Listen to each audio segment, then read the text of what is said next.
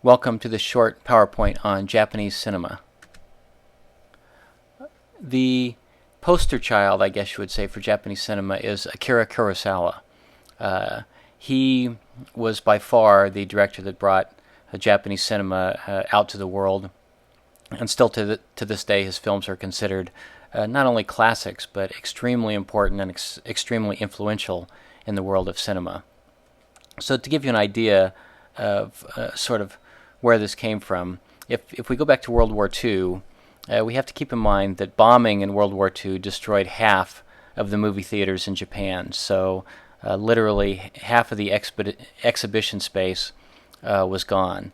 And after World War II, American occupation led to censorship of the cinema and the destruction of films that promoted feudalism or any other, quote, anti-democracy films. And basically what this was is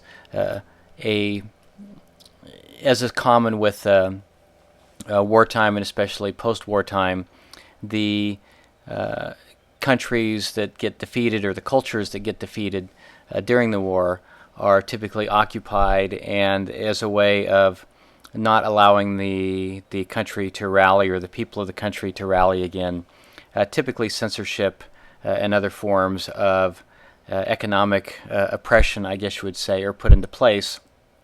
And of course, cinema is a way of rallying people together. We've heard of propaganda films, etc. So the easiest way to combat that is by literally censoring any films that sort of point to the old ways or things that might bring a country together. Cultural aspects that might bring a country back together.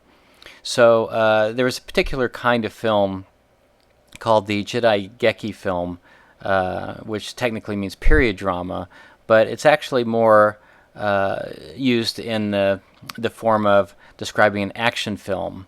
And these films often dealt with samurai and sword fighting from the feudal era. So this term typically tends to apply more to films or productions like this, and these types of films were essentially banned during the occupation of Japan right after World War II.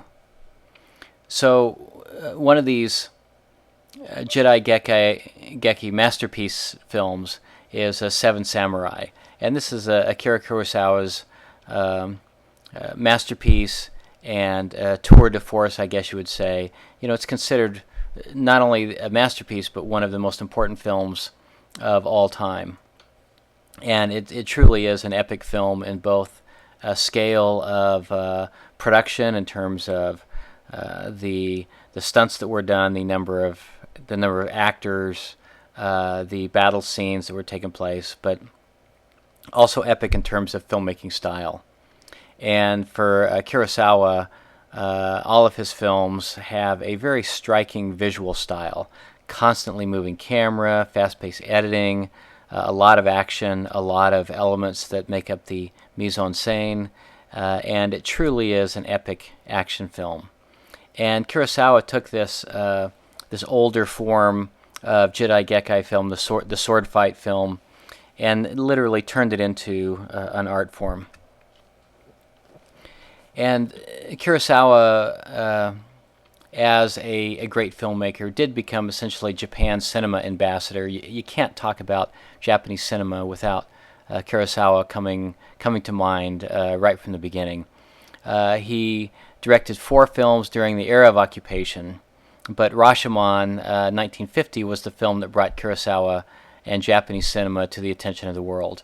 And that's the film that we're going to screen in this unit, and I'll talk a little bit more about that film in a little bit. So Japanese anime is very popular today and might be popular with a lot of you, a lot of students. Animation isn't new, and even animation that's created in Japan, China, and other parts of Asia isn't necessarily new. But this particular form became a very popular art form and literally a cultural export. And this, credited with inventing the current anime style, is Osamu Tezuka, and he created not only many films in this style, but the style is unique enough in itself to where when you talk about anime, you can't help but point back to Tezuka. And this style became increasingly popular in Japan in the 1960s, and then in the 1980s is when it really exploded in popularity in the United States.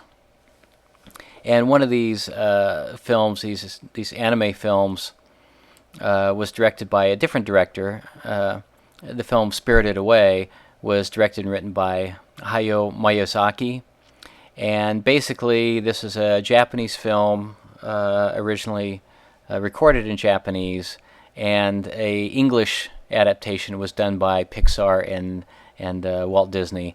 And I have a clip of Spirited Away, sort of a behind the scenes of an anime film, and also some of the elements that were added by Pixar and Disney. Very common for animated films to be dubbed into other languages. Animation is very easy to dub and get the lips to match the dialogue. So very commonly done. But this particular film, it won an Academy Award for Best Animated Feature, and it was the highest grossing film in Japanese history. So back to the film that we're going to screen as part of this learning unit.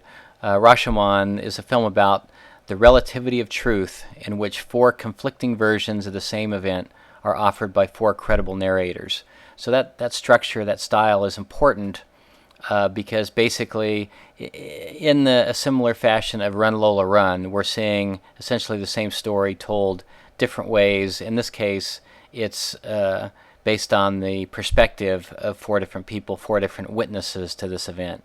And the film is told in flashback, meaning that we start at a particular time period and then we flash back to an earlier time, when this event is actually happening.